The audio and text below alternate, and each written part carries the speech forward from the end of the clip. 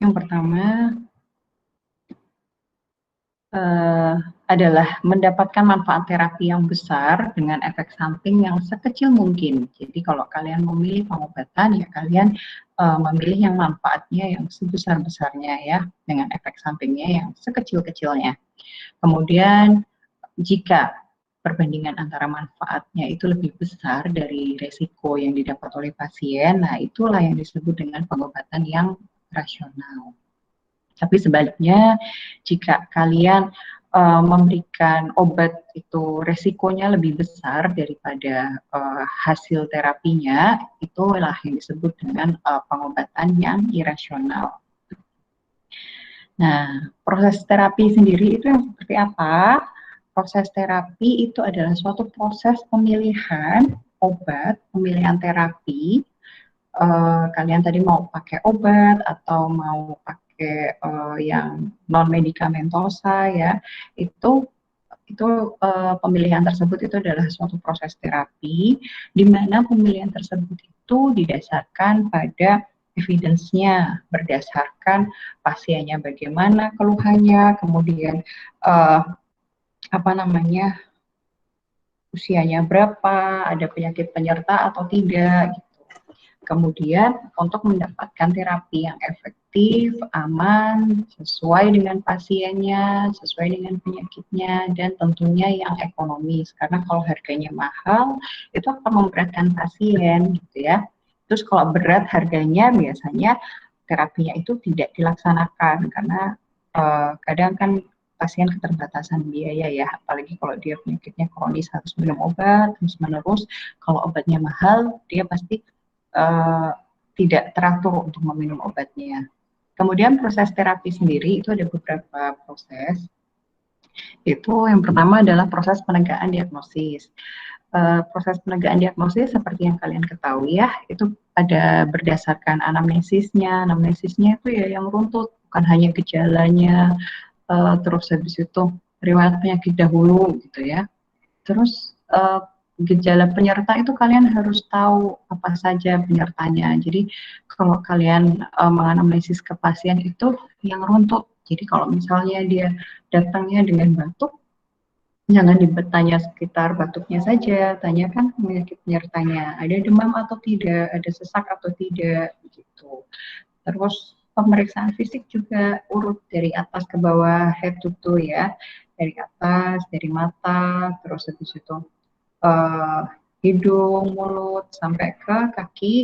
uh, Pemeriksaan fisiknya disebutkan kelainan apa saja. Kemudian kalau dari pemeriksaan fisik tersebut masih kurang mantap untuk menegakkan diagnosis, kalian bisa melakukan pemeriksaan penunjang.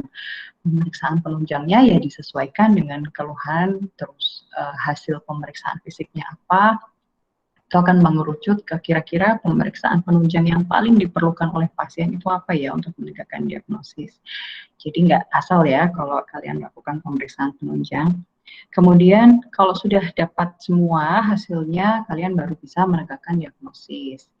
Nah, setelah tegak diagnosisnya, jangan lupa dilihat lagi kondisi pasiennya, dia usianya berapa, kemudian ada alergi atau tidak terhadap obat-obatan tertentu. Terus penyakit penyertanya itu akan sesuai atau tidak dengan obat yang kalian gunakan. Jangan-jangan penyakit penyertanya nih kalau dikasih obat yang kalian gunakan, yang kalian pilih nanti penyakitnya jadi tambah parah. Misalkan kalian pasiennya itu sakit ISPA gitu ya, batuk, pilek gitu, ada radang di tenggorokan. Terus habis itu pasiennya punya penyakit DM juga. Nah, kalian kasih dia obat dexamethasone untuk mengurangi radangnya. Nah, itu akan berbahaya untuk pasiennya. Itu akan memperparah diabetesnya. Dia akan meningkatkan gula darah di si pasien tersebut. Jadi hati-hati. Kemudian untuk pemilihan intervensi atau tindakan, proses terapi itu ya bisa, tadi saya bilang, bisa hanya dengan obat saja, atau malah tanpa obat gitu ya. Pasiennya hanya perlu diedukasi gitu. Terus mungkin kalau kayak kalian ini hanya kurang piknik gitu ya. Terus atau terapi gabungan, gabungan antara pemakaian obat sama terapi fisioterapi misalkan. Misalnya pada pasien-pasien stroke, dia nggak bisa hanya menggunakan obat saja. Kalau obat saja, nanti pasien stroke itu yang sudah lama tidak berjalan, terus tidak dilatih lagi, apa namanya, untuk berjalan lagi, itu nanti pasiennya juga tidak bisa optimal sembuhnya gitu. Nah, kalau kalian memilih terapi dalam bentuk dengan menggunakan obat, kalian pikirkan kembali apa farmakologi dasarnya, bagaimana biokimiawi obat tersebut, metabolit dari obat-obatan tersebut itu bagaimana, kemudian ini kelas terapinya apa, dan ini jenis obat apa gitu ya.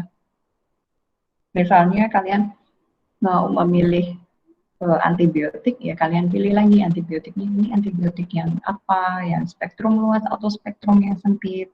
Kemudian ini untuk gram positif atau negatif, seperti itu. Kemudian difikirkan juga keamanannya bagaimana untuk pasien, terus manfaat kliniknya apa. Dan yang paling penting itu ya tadi, biayanya bagaimana kalau kalian menggunakan obat tersebut. Jadi kalau nanti kalian mempelajari tentang obat, jangan lupa dilihat juga harganya itu berapa gitu ya.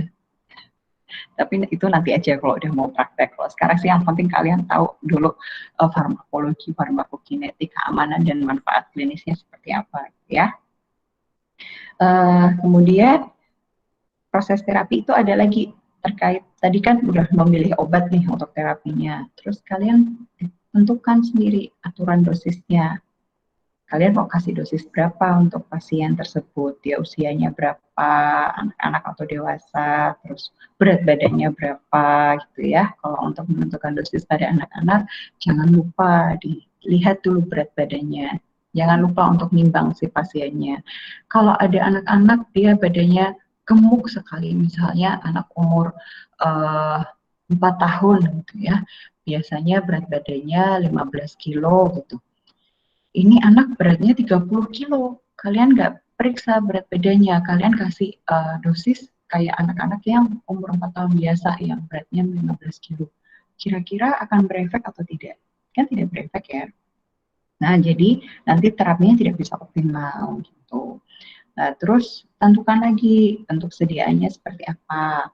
Bentuk sediaannya kalau misalnya kalian mau ngasih anak bayi baru lahir gitu, atau bayi baru usia 2 bulan, terus kalian kasih obat tablet, kira-kira akan bisa dikonsumsi oleh pasiennya atau tidak ya. Ya, kalau pasiennya itu secara ekonomi mampu, ya kasih kalian bisa pilihkan obat yang sediaannya drop, jadi lebih memudahkan orang tuanya. Atau kalau orang tuanya nggak mampu gimana dok?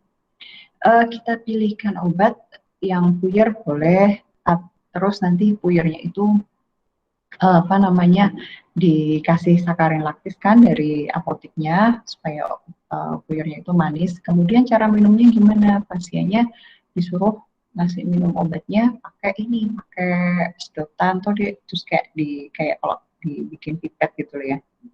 Jadi bisa diteteskan ke bayinya. Jadi cara pemakaian tersebut itu juga perlu disampaikan ke pasien. Nanti makanya gimana nih obatnya. Gitu.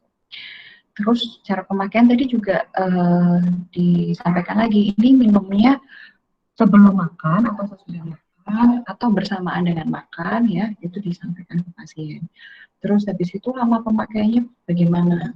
Apakah ini obat boleh diminum selama berbulan-bulan sampai 6 bulan seperti obat TB itu ya, atau hanya boleh maksimal 1 minggu gitu.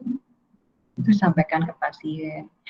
Terus terkait pembuatan resep dan pemberian informasi itu juga kita harus pikirkan mengenai penyakit dan terapi yang diperlukan. Jadi kalau membuat resep ya disesuaikan sama penyakitnya, sama terapi yang kira-kira perlu apa. Terus habis itu kita sampaikan ke pasiennya, kita edukasi ke pasien bagaimana nanti ini obat yang diresepkan nih obatnya apa saja, fungsinya apa, terus efek sampingnya yang kira-kira merugikan apa, yang perlu diwaspadai. Nah, karena kalau kita sampaikan itu ke pasien, nanti pasien akan percaya sama kita. Wah, ini dokternya ramah ya, dokternya edukatif gitu. terus komunikatif. Jadi pasien jadi percaya sama kita, terus dia mau minum obat. Terus jangan lupa disampaikan rencana tindak lanjut. Nanti kalau misalnya habis minum obat ini kok nggak sembuh-sembuh ya Bu atau Pak, nanti balik lagi ke sini. Nanti akan saya terapi lagi atau saya perbaiki terapinya, misalkan seperti itu. Terus dievaluasi hasil atau efek pengobatannya. Jangan lupa disampaikan ke pasien efek samping yang kira-kira muncul apa dari obat yang kalian berikan.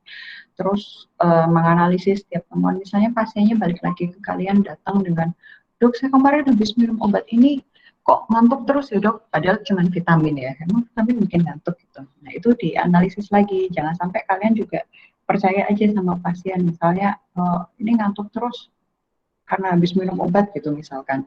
Padahal kan obat yang diberikan hanya vitamin. Apakah benar itu ngantuknya karena minum vitamin atau karena hal yang lain. Jadi dianalisis lagi, jangan-jangan karena pasiennya memang dia suka begadang atau dia insomnia gitu ya. Makanya dianalisis setiap temuan dan dikomunikasikan dengan pasiennya. Supaya kembali lagi supaya pasien itu juga percaya sama kalian. Terus penggunaan obat yang berlebihan dan tidak terkendali itu akan sangat merugikan pasien dan akan mencelakakan pasien. Karena kalau obatnya itu berlebihan, resiko toksisitasnya juga akan meningkat. Nah, untuk penggunaan obat yang irasional, pengertiannya adalah yang pertama penggunaan polifarmasi. Jadi memberikan obat yang berlebihan, nggak dibutuhkan gitu ya. Dan biasanya nih korbannya itu adalah anak-anak dan geriatri. Misalkan anak-anak dia sebenarnya nggak butuh vitamin, kasih vitamin gitu. Terus anak-anak misalnya dia diare, tapi diarenya demam ya yang paling sering. Demam tapi bukan karena dia infeksi apa-apa, demam yang tidak diketahui sebabnya gitu deh. Tapi sama dokter dikasih nih antibiotik. Terus atau dia diare yang sebetulnya bukan karena infeksi saluran cerna juga, terus dia dikasih antibiotik. Itu kan sebetulnya irasional. Nah, terus kalau pada geriatri juga demikian. Kadang-kadang obat-obatan, dok saya nih badannya pegel semua. Padahal mungkin pegelnya bukan karena dia benar-benar sakit, tapi hanya karena psikosomatis. Terus sama dokter dikasih obat anti analgetik banyak banget gitu ya. Nah, itu termasuk penggunaan obat yang irasional atau polifarmasi. Terus penggunaan obat yang tidak berbasis bukti ilmiah, seperti yang tadi saya sampaikan, misalnya pada anak-anak demam itu belum tentu karena ada infeksi. Terus dia diare juga belum tentu karena infeksi, jangan-jangan dia hanya habis ganti susu. Gitu. Terus habis itu sama dokter dikasih obat bukan berdasarkan bukti yang ilmiah, tapi hanya berdasarkan keluhan pasien itu tadi. Terus penggunaan obat yang tanpa indikasi, ya sama seperti yang tadi saya contohkan, nggak perlu antibiotik, kasih antibiotik. Terus penggunaan dosis yang terlalu besar atau terlalu kecil. Nah, kalau terlalu kecil tidak timbul efek terapeutiknya. Kalau yang terlalu besar, ya dia akan mengakibatkan peningkatan efek toksisitas. Kemudian penggunaan obat yang terlalu lama atau terlalu singkat. Misalnya kalau antibiotik harusnya diminum sampai habis gitu ya. Ini pas sama pasien diminum 2 hari aja udah selesai misalkan. Nah itu atau karena keterbatasan biaya si pasien, karena dokternya resepin obat yang mahal, jadi saya tebus resepnya separuh aja mbak, misalkan kayak gitu. Jadi penggunaan obatnya jadi terlalu singkat atau terlalu lama. Dokternya biar obat-obatan di klinik cepat habis, dikasih obatnya banyak banget gitu ya. Jadi pasiennya minum obatnya jadi terlalu lama. Terus penggunaan obat yang mahal dan tidak perlu. Nah, sekarang ini obat-obatan yang harganya mahal dan tidak perlu itu ada banyak sekali. Jadi kalian kalau mau minum obat hati-hati, jangan sampai itu merugikan pasien. Terutama nanti kalau kalian udah praktek, jangan sampai memilih obat hanya karena iming-iming dari para detailer ya. Dok, nanti kalau dokter berhasil menjualkan obat ini, saya akan memberikan hadiah ini, misalkan. Jangan seperti itu, karena itu akan merugikan pasien, gitu. Terus, interaksi obat yang bisa merugikan pasien, misalnya kalian menggunakan kombinasi beberapa obat yang ternyata malah justru menyebabkan obat-obat itu misalnya malah efeknya tidak ada atau malah efek toksisitasnya meningkat, ya itu hati-hati. Nanti besok nanti kita akan mempelajari juga interaksi obat. Nah, kemudian medication error yang sering terjadi itu misalnya kalian meresepkan obat tapi di pihak yang menyerahkan obat hasil penulisan resep kalian itu beliau memberikan resep obat yang salah karena kesalahan misalnya ya dulu saya pernah tuh rekan sejawat saya itu salah ambil obat, dia tadinya mau ambil obat injeksi apa namanya mau ambil vitamin dia itu tapi dia salah ambil obat sedasi deh. Nah, padahal itu kesalahan itu karena dia ini apa namanya bentuk ampul dari obat injeksinya tuh sama gitu, dia nggak baca dulu, terus salah obat, pasiennya bukannya malah jadi seger malah jadi ngantuk gitu karena disuntikan obat sedasi. Jadi hati-hati nanti kalau kalian mengambil obat, memilih obat ya, terutama kalau punya klinik sendiri, nggak punya asisten, misalnya nanti di perifer gitu ngasih obat, kalian siapkan sendiri obatnya, jangan sampai salah. Atau kalian mungkin udah nggak salah nih resepnya, cuman bagian yang memberikan obat itu salah. Misalnya harusnya dikasihkan kepada Bapak A usia 50 tahun, ini dikasihkan ke Bapak A dengan nama sama, usianya 30 tahun dengan alamat yang berbeda. Ya, itu termasuk medication error.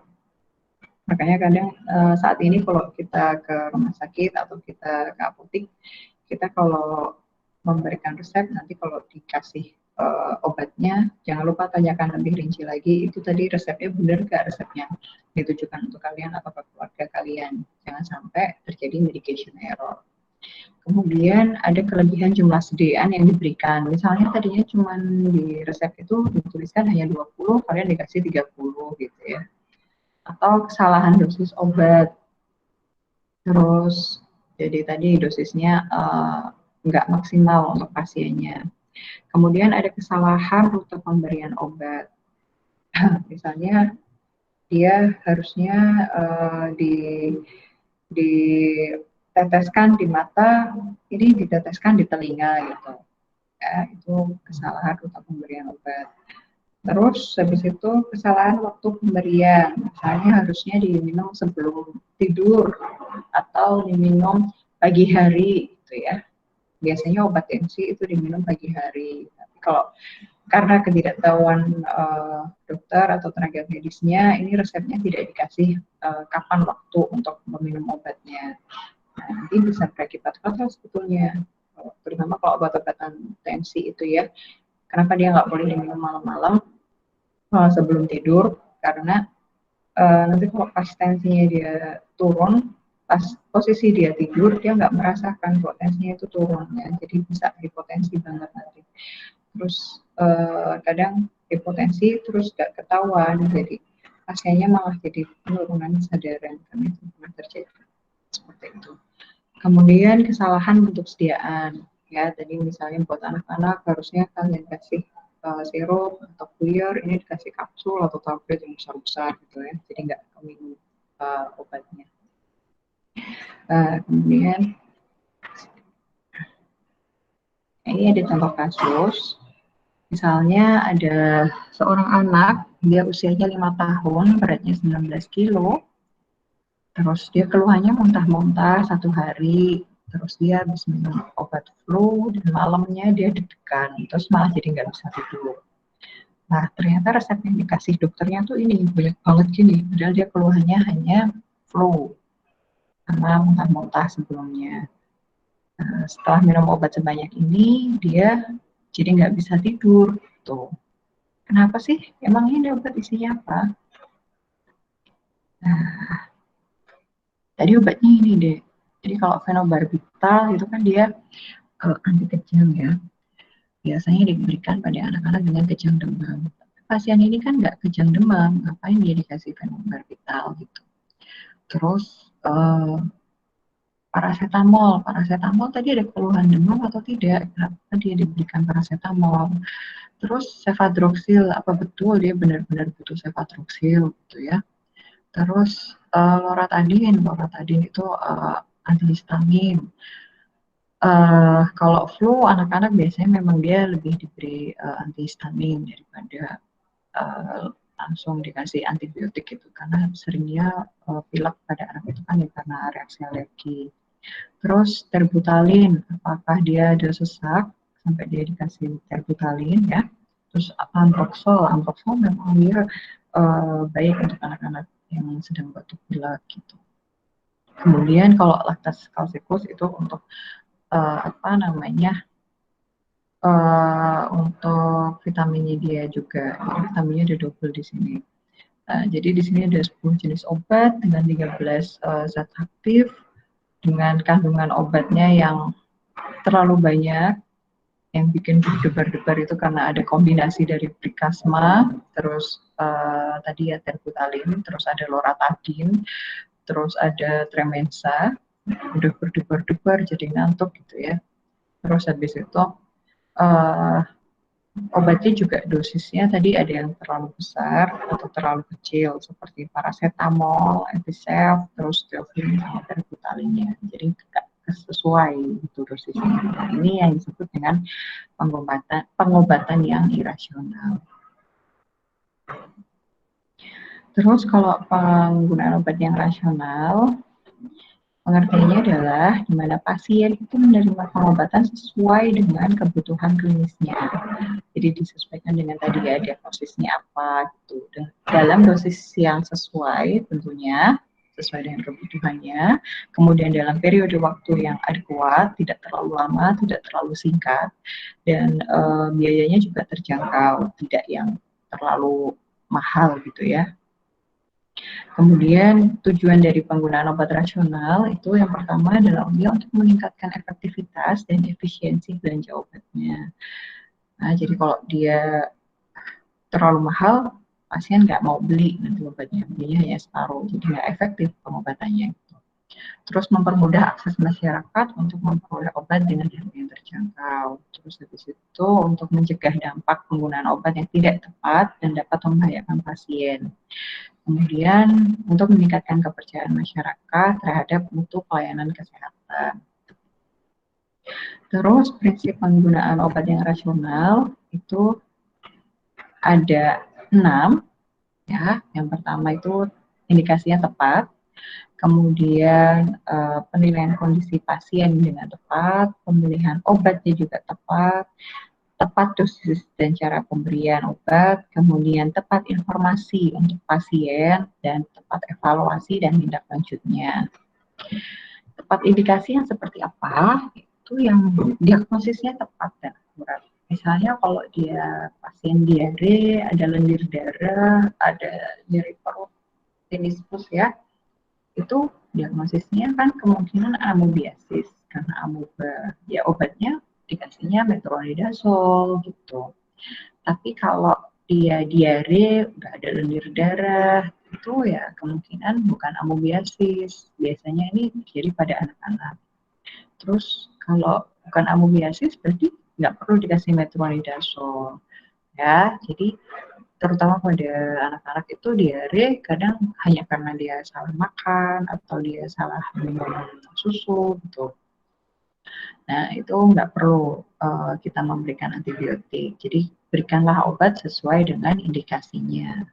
Kalau untuk antibiotik, ya untuk kalau ada infeksi bakteri. Kalau dia nggak ada infeksi bakteri, nah dia nggak usah dikasih antibiotik. Kemudian, tepat penilaian kondisi pasien. Ya, jadi bagaimana respon individu tersebut terhadap efek obat itu akan sangat beragam. Jadi misalnya kalian sama-sama ngasih obat dengan dosis yang misalnya dosisnya sudah optimal gitu ya, sesuai dengan pasien. itu responnya juga akan berbeda-beda, belum tentu sama. Terus habis itu hati-hati dengan pasien dengan penderita kelainan ginjal. Nah, karena kalau dia menderita gangguan ginjal, misalnya dia dikasih obat-obatan yang sifatnya nefrotoksik, ya toksisitas di ginjal tersebut akan meningkat. Terus habis itu beta blocker, obat-obatan beta blocker itu ya, misalnya dia kalau diberikan pada pasien yang hipertensi dengan asma, itu malah justru akan menyebabkan terjadinya bronkospasme. Jadi hati-hati.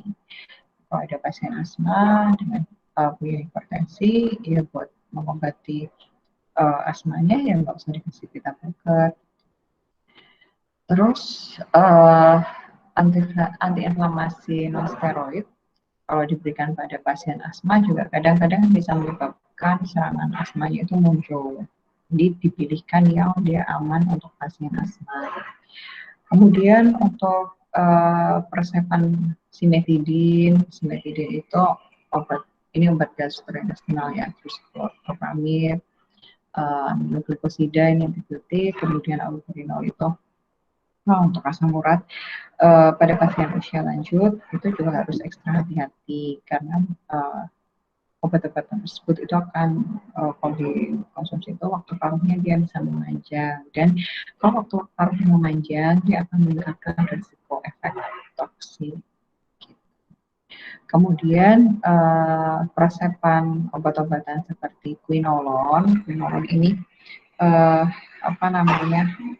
antibiotik ya, jenis antibiotik.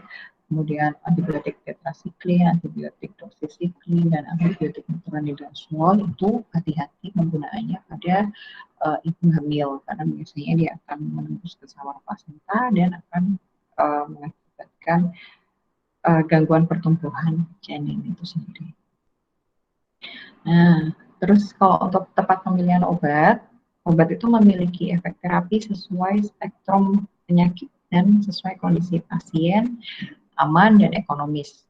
Itu kalau tepat pemilihan obat. Misalnya ada pasien demam, ya, demam bisa karena infeksi dan inflamasi. Itu dia sebetulnya lebih dianjurkan untuk mengkonsumsi paracetamol karena paracetamol itu efek sampingnya minimal, ya. Jadi jangan langsung dikasih ibuprofen gitu. Kenapa? Karena ibuprofen itu ada efek samping menyebabkan perdarahan di sistem gastrointestinal. Jadi kalau misalnya ada orang demam, terus dikasih ibuprofen, itu sebaiknya untuk demam yang terjadi karena adanya proses peradangan atau inflamasi.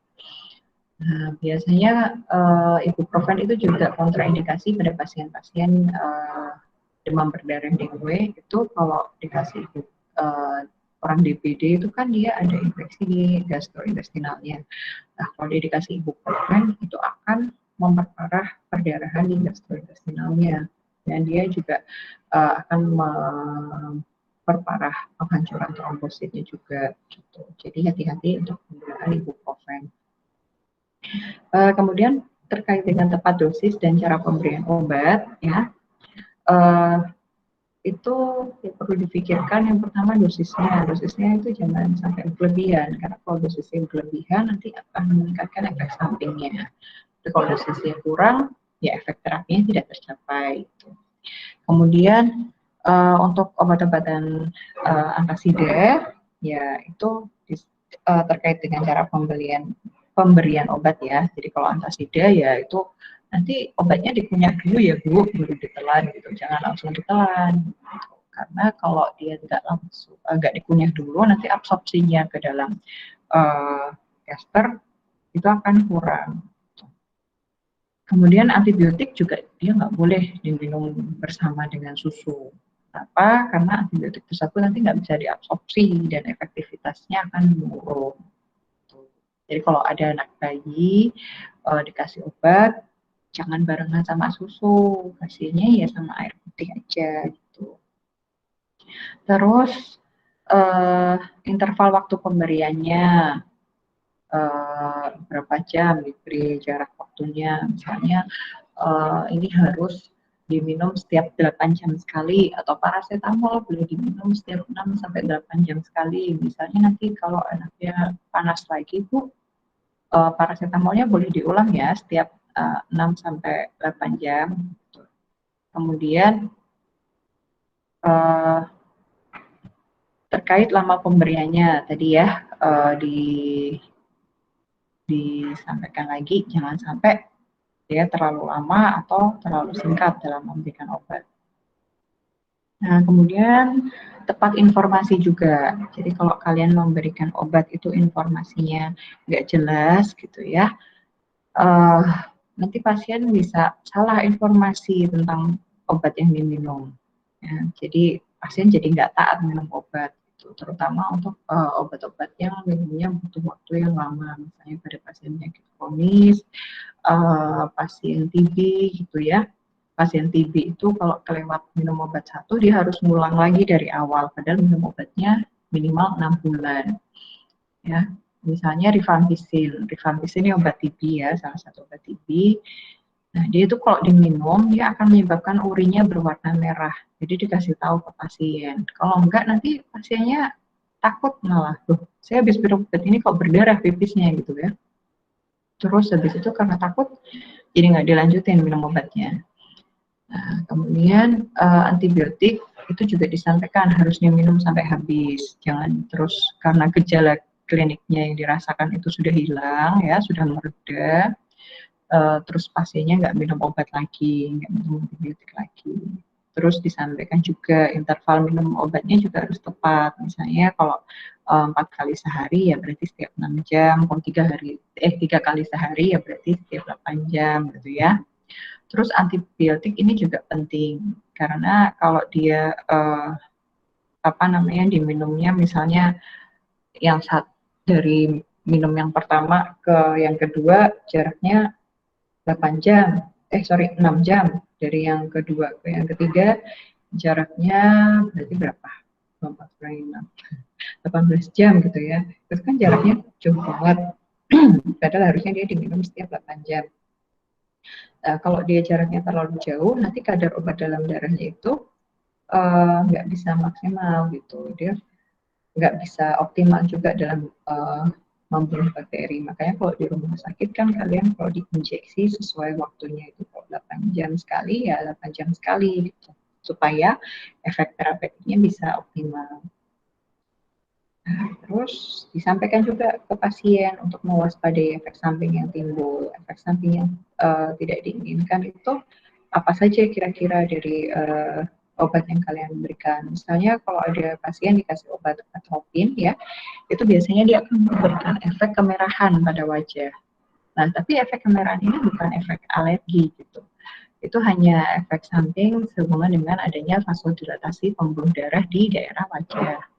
Kemudian untuk tetrasiklin juga itu jangan diberikan pada anak yang kurang dari 12 tahun. Karena kalau diberikan pada anak kurang dari 12 tahun, dia akan menyebabkan kelainan pertumbuhan tulang dan giginya. Terus tepat tindak lanjut, ya kita pertimbangkan upaya tindak lanjut yang diperlukan. Misalnya kalau pasiennya nggak sembuh atau ada efek samping, itu kalian bisa mengganti obatnya dengan yang lain. Terus, jadi disampaikan ke pasien kapan dia harus kembali lagi kontrol ke kalian. Kalau misalnya obatnya itu tidak memberikan efek yang optimal atau malah menimbulkan efek samping yang merugikan. Misalnya terapi dengan menggunakan teofilin itu biasanya dia akan memberikan gejala takikardi. Teofilin obat asma ya. Terus dilihat lagi dosisnya, apakah dosisnya terlalu besar atau kalau misalnya kalian sudah pakai dosis yang minimal sekali, itu bisa saja karena dia nggak sesuai dengan teofilin, mungkin bisa diganti dengan obat asma yang golongan yang lain. Kemudian dalam penata laksanaan shock anafilaksis, ya itu diberikan pemberian injeksi adrenalin yang perlu segera dilakukan. Jika pada pemberian pertama respon sirkulasi kardiovaskulernya dari pasien itu belum seperti yang diharapkan, ya diulang lagi injeksi adrenalinnya. Shock anafilaksis itu karena ada alergi obat itu sendiri. Dia bisa alergi obat, bisa alergi makanan. Jadi kalau ada reaksi alergi tapi tidak ditangani dengan segera, itu lama-lama bisa jadi shock anafilaksis. Kemudian faktor yang akan mempengaruhi kepatuhan pasien itu yang pertama dari pasiennya sendiri. Ya. Kadang dia khawatir gitu kalau ketergantungan sama obat yang diberikan. Ini kan harus minum obat dalam jangka waktu lama. Nanti kalau ketergantungan gimana? Gitu. Terus misalnya pasiennya jadi nggak percaya juga sama dokternya. Gimana mau percaya kalau dokternya nggak komunikatif? Misalkan pasiennya di dokternya ngadepin pasien pakai sandal jepit, pakai kaos gitu ya, terus nggak ngasih tahu ini obat sakitnya apa, obatnya ini bagaimana cara minumnya. Jadi kan pasiennya tidak percaya sama dokternya. Terus bisa karena pasien tidak paham dengan tujuan dan instruksi dari dokternya, ya, karena kurangnya komunikasi itu tadi ya, jadi nggak paham sama tujuan pengobatannya. Kemudian dari faktor obat itu sendiri, obatnya mungkin jenisnya banyak yang dikasih. Jadi pasiennya lihat obat yang banyak banget itu sudah benar sendiri, jadi tidak diminum obatnya. Kemudian frekuensi penggunaan obatnya, misalnya terlalu sering ya, kalau penyakit kronis itu sebaiknya konsumsi obatnya enggak yang sehari 3 kali, 4 kali gitu ya. Jadi ya dipilihkan yang dosisnya sehari sekali atau sehari 2 kali. Terus habis itu durasinya juga berapa lama dia harus minum obat tersebut. Kalau obat TB itu kan dia minimal 6 bulan, jadi kalian sampaikan lagi ke pasien jangan sampai putus obat. Nanti kalau putus obat bisa lebih lama lagi minum obatnya karena harus ngulang lagi dari awal misalnya gitu. Terus bentuk sediaan obatnya juga, misalnya tadi buat anak bayi dikasihnya tablet, repot banget ya kasih obatnya, akhirnya nggak diminumkan obatnya. Terus habis itu bau dan rasa. Nah, ini biasanya ke anak-anak yang dia udah ngerti ya, misalnya anak-anak umur setahun gitu, dia bisa membau dan bisa merasakan ini obat rasanya nggak enak, baunya nggak enak gitu. Jadi kalian pilihkan obat yang kira-kira rasanya enak sama baunya enak itu obat apa. Misalnya paracetamol itu kan ada beberapa macam merek ya. Itu kalian pilihkan yang bau dan rasanya kira-kira enak. Taunya gimana? Cobain satu-satu gitu ya. Terus takaran obatnya bagaimana? Ada nggak sendok takarnya? Jangan-jangan kalian nyuruh dia minum obat pakai nanti pakainya drop 1 mili atau 0,8 mili, tapi untuk sediaan yang dipilih kan bukan yang drop sirup biasa. Nanti kan dia bingung, ini 0,8 mili itu seberapa banyak. Terus karena adanya efek samping, jadi terus dia berhenti minum obatnya. Tapi nggak balik lagi ke dokternya, karena dia nggak percaya sama dokternya itu tadi. Terus ada lagi karena faktor penyakit, jenis penyakitnya, misalnya pasien-pasien penyakit kronis seperti diabetes, hipertensi, kadang mereka nggak patuh minum obat karena udah capek minum obat setiap hari gitu ya. Terus nggak berkurangnya gejala, jadi udah minum obat 5 hari kok nggak sembuh-sembuh gitu ya, terus dia nggak mau minum obat lagi. Atau dari perilaku si dokter itu sendiri, misalnya Pak dokternya nggak komunikatif, dokternya tidak sopan, terus attitude-nya tidak baik, itu menyebabkan pasien jadi tidak percaya dan tidak patuh kepada dokternya. Nah, itu untuk materi pagi ini. Ada yang mau ditanyakan?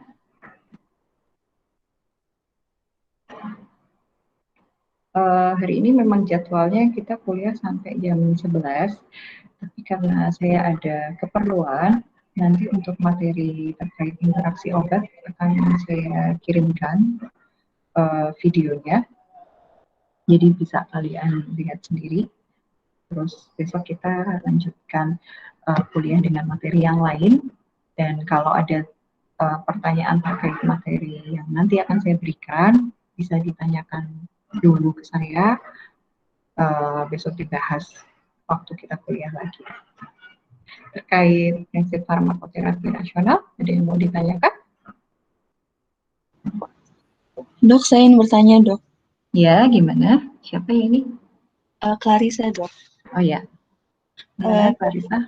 Baik, Dok. Jadi kan saya pernah mendengar ada yang namanya obat placebo. Itu kan obat yang istilahnya tidak memberikan reaksi apa-apa. Itu kalau misalnya diberikan dari dokter ke pasien itu sebenarnya boleh apa enggak sih, Dok? Terima kasih, Dok. Dari dokter kepada pasien memberikan placebo. Ya, dokter pasti punya pertimbangan. Kenapa sih dokternya kasih placebo? Misalnya ada pasien dia itu pernah mendapatkan midazolam, antisedatif ya, obat penenang. Terus habis itu karena dia merasa kalau nggak minum midazolam itu dia nggak bisa tidur, akhirnya dia setiap bulan minta ke dokter untuk meminum midazolam itu tadi. Nah terus padahal dia nggak perlu nih minum midazolam. Terus akhirnya dokter meresepkan placebo untuk pasien. Kayak gitu boleh nggak? Boleh, karena pasiennya ini ngeyel nih, dia nggak perlu midazolam, tapi dia tersugesti kalau dia nggak minum midazolam ya dia nggak bisa tidur, akhirnya dikasih lah placebo. Dengan placebonya milihnya gimana, sembarangan atau enggak? Ya dipilihkan yang sesuai dengan obat yang tadi disugestikan si pasien itu tadi. Kalau dia karena kalau kita terus-menerus meresepkan midazolam ke pasien itu akan terjadi pelanggaran karena itu kan psikotropika ya. Terus bisa di meja hijaukan juga, sekalipun yang memberikan resep itu dokter psikiatri. Gitu. Karena pasien ini nggak ada indikasi. Kecuali kalau pasien ini memang dia pasien psikiatri, terus dia memang ada indikasi untuk mengkonsumsi midazolam atau antisedatif yang lain, ya itu boleh. Terus ada lagi orang yang dia pengen, dia kalau nggak minum analgetik badannya tuh kembang-kembang semua gitu sebadan. Padahal kalau analgetik ini diminum dalam jangka waktu yang lama, itu akan mengakibatkan hepatotoksisitas, nefrotoksisitas gitu ya. Terus kalau kita ajak komunikasi, Bu, ini berhenti dulu obatnya, ini enggak, sebenarnya Ibu sehat kok, gini. Dia tetap ngeyel biasanya, ya karena dia merasa enggak, saya tuh butuh obat itu gitu misalkan. Padahal obat yang kalian berikan juga mungkin hanya NSAID, nggak menyebabkan ketergantungan ya. Nah, supaya dia mau perlahan-lahan lepas dari obatnya, sementara dikasih placebo dulu. Kayak gitu. Jadi penggunaan placebo untuk yang seperti itu deh. Jadi bukan yang terus dia sebenarnya ada indikasi, terus kita bingung kasih aja placebo gitu misalkan. Enggak yang kayak gitu. Jadi kalau untuk pasien-pasien yang dia merasa ketergantungan sama obatnya, kalau dia nggak minum obat itu bakalan nggak bisa tidur, pegel-pegelnya nggak hilang. Biasanya kalau di desa kan gitu ya, dok, pulau nyuwun disuntik. Kalau dia nggak disuntik, dia merasa dia badannya sakit semua. Padahal kalian periksa keluhannya nggak ada, terus habis itu pemeriksaan fisiknya semua normal, terus disuntiknya pakai apa? Ya pakai placebo. Karena kalau disuntik sama yang lain gimana? Efek sampingnya itu tadi deh bisa menyebabkan toksisitas, terus habis itu nefrotoksik, hepatotoksik, atau malah menyebabkan reaksi anafilaktik. Gitu. Nah, jadi placebo fungsinya untuk ketika kita memberikan edukasi ke pasien, tapi pasiennya ini masih nggak bisa nih percaya sama kita kalau dia itu nggak ada apa-apa gitu. Ya, jadi akhirnya dikasihlah placebo gitu. Ada lagi? Placebo itu memang nggak ada isinya apa-apa ya. kosong gitu, kayak kalau tepung tok nggak ada isinya apa-apa. Ada lagi mungkin terkait prinsip farmakoterapi rasional. Kalian sudah bisa menulis resep? Kemarin gimana praktikumnya? Ada pertanyaan terkait tugas praktikum? Kemarin resepnya itu sudah betul atau belum? Maaf dok, izin bertanya lagi mengenai tugasnya kemarin. Iya. Jadi dok, kan kalau misalnya saya kan dapat yang ada Nyudiatap dok. Nyudiatap itu kan penulisannya itu, bukan penulisannya, dosisnya itu diminum untuk yang anak kecil ya dok. Diminum 1 kali setelah BAB. Itu nulisnya gimana ya dok? Saya cari nggak ada dok. Makasih. Terus kamu nulisnya gimana? Kemarin akhirnya nulisnya gimana? PRNBAB dok belakangnya. Ya, untuk yang kalian bingung gitu ya, biasanya ini gimana ini tulisnya ya, bisa dituliskan Prorenata. Jadi kalau ditulis PRN itu biasanya kan PRN-nya kapan itu akan disampaikan ke pasien langsung. Terus setelah BAB itu nulisnya gimana? Bisa tadi PRN pos buang air besar atau pos defekasi misalkan. Itu tahu kalau paracetamol PRN demam gitu ya.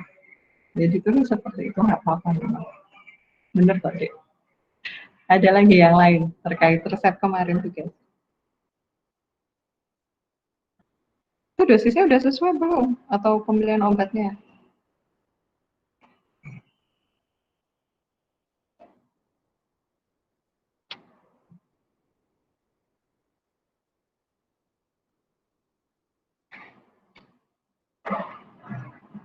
Kalian sudah dapat materi farmakokinetik dan farmakodinamik?